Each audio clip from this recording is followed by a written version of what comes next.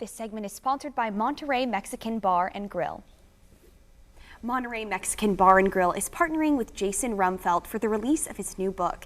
Send Help recounts the story of the most difficult year of his family's life, surviving tremendous loss and, in his own words, coming out of it, if not stronger, at least survivors. So, Jason, thank you so much for being here on the show today. Thank you. Well, we have your book right here. I'm going to just prop this up a little bit more so we can really see it. It's probably going to fall over because anytime I try to do that, it doesn't go so well. But we're going to just go with that right there. There we go.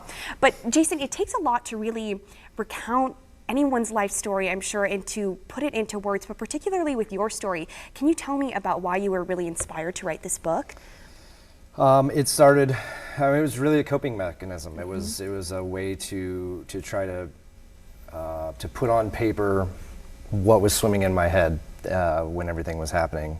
I adapted this style of writing 25 years ago when my father passed away. I was encouraged to do the journaling so I would remember it in the future. So this is more of a glorified journal entry, but was really written with the intention of exploring my grief and leaving my children an accurate record of what happened before it was lost, to my memory for good. Right.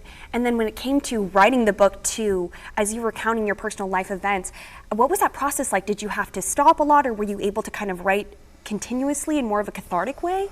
So it was an interesting combination of those. There were periods of time when I couldn't even think about it, and they would go 2 or 3 months without any sort of typing being done. There were other times when I could write 10,000 words at a time. Going through that whole process, it was just, if it was too much, I'd put it off to the side. So it took about 1.5 years, but I think that having that time to think about it, I put in there what was necessary, didn't leave anything out that should have been included, and then finally just put an end to it and put it out there for public consumption. And the proceeds go to a great cause as well. Can you talk about that? Yeah, so I didn't pretend that this would be some New York Times bestseller, but I did want it to have a good effect. So I decided to donate all of the proceeds to the American Foundation for Suicide Prevention. And since April, we released it in April, so since April we've raised $1,000 in just book sales alone. Wow.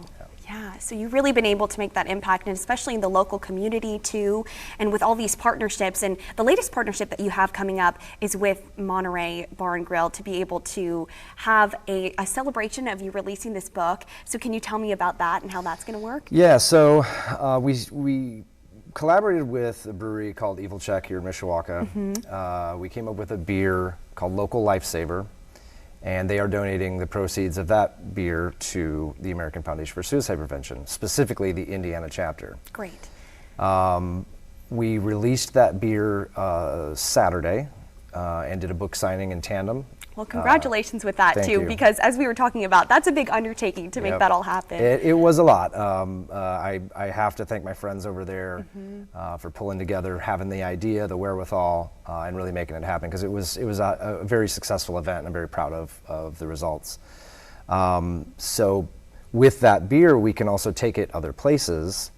At first, it was Megan from Monterey who had the idea, let's have an event here. Use the upstairs space, let's make it ticketed, let's have the trivia with it and prizes and things like that. So we've also put that beer in Hop Station Craft Beer Bar in Mishawaka. That will be released there on Wednesday the 28th for their trivia night, where we will also have books available for purchase and sign. All of those proceeds go to the same foundation. And then the big event, yes, is July 8th at Monterey. In the upstairs space. It's a ticketed event. You can get tickets on their website, montereymexican.com, and that ticket buys you your donation, a taco bar, participation in trivia, and hopefully just a really fun night out. Right, and to really celebrate the incredible mission that you're really going for with this book and everything. So with that mission, what's kind of next for you? What do you want to do going forward? I don't make any assumptions that I'm going to be the next champion for suicide prevention.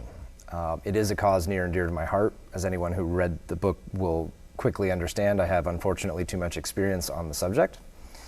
But going forward, I'm just hopeful that I can continue writing, because that was really enjoyable process despite the tragedy. So going forward, it really is to continue to spread a message of hope, maybe even write another book, but collaborating with other breweries who have reached out and want to do the same thing. I meet people in these places, so it makes sense to take the product there to them and really do some good. Mm-hmm. So while we don't have anything officially planned beyond July 8th, the hope is to continue working with the AFSP, continue writing, and you know, just one foot in front of the other. Right. Well, we'll see what's next for you. And I just want to personally congratulate you on all of the incredible work that you've done with suicide prevention, really bringing awareness to that and bringing funds to a really great cause and great organization. So thank you so much for sharing your story with us. For sure. And we'll have all of that information on how you can be there to celebrate Jason's book and the signing with Monterey Mexican Bar and Grill.